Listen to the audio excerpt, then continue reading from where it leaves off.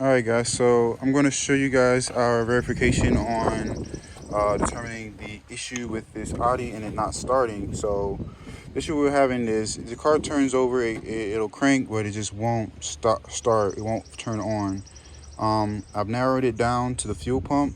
I'll show you guys the symptoms it's doing once once I go inside and I turn the key over. You'll hear what the car's been doing. Right now the fuel pump is unplugged anyway, but it's the same symptom. You know, you unplug your fuel pump, it turns over.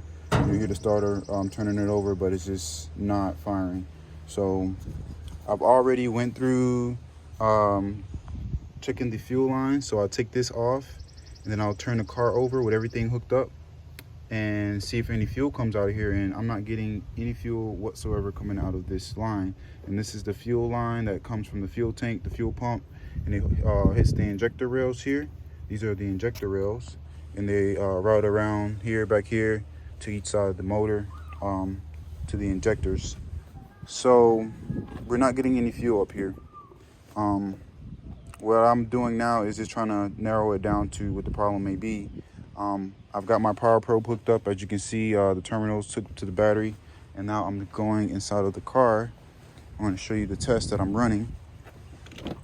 So pretty much what you want to do is, you can check your fuses as well. Make sure, your fuel pump fuse is good, which they're located here in this little door jamb alley here. So this is what we're working at right now. So we are messing with this fuel pump. We have the fuel pump on this side and we got the fuel level sensor on that side. That's a brand new fuel level sensor. Ironically, the fuel level sensor wasn't working like initially, so I ended up getting that fixed. That actually left me stranded one occasion.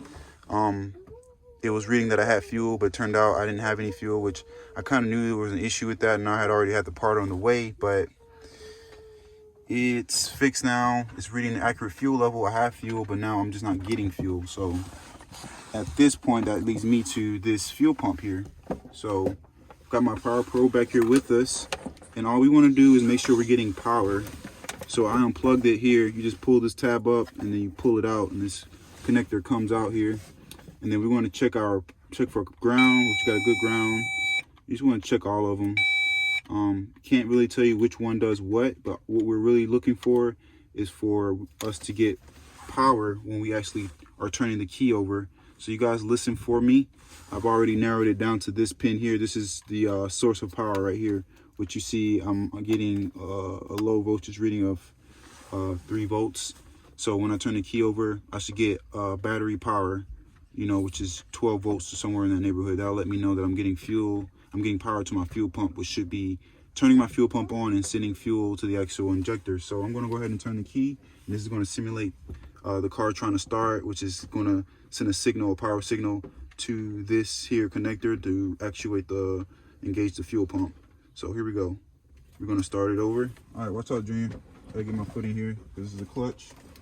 So I gotta push the clutch in. I'm going to start this thing. And y'all look at the reading we get. So we're getting 10 volts. The battery may not, 11. The battery may not be all the way charged, so it's not going to give you a directly 12 volts, and then, plus all the resistance maybe in the wire.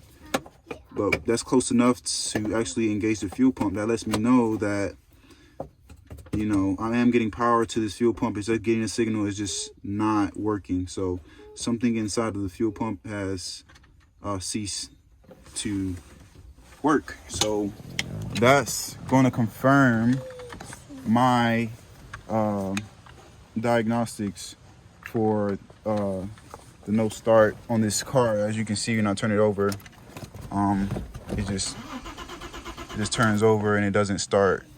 And we're getting a low fuel light, but I have fuel, so that's kind of wacky. I don't know if it's picking up that it's not that it was unplugged or something, but anyway, we're gonna go ahead and replace that fuel sensor and fuel pump, and then see what it does. It should fire up, and I should be back rolling in this thing. Before that, it was driving pretty fine. Didn't have any other issues. No check engine lights or nothing. It just all of a sudden, in the middle of me driving home from work one day, it just stopped driving. So it definitely seems like a fuel issue.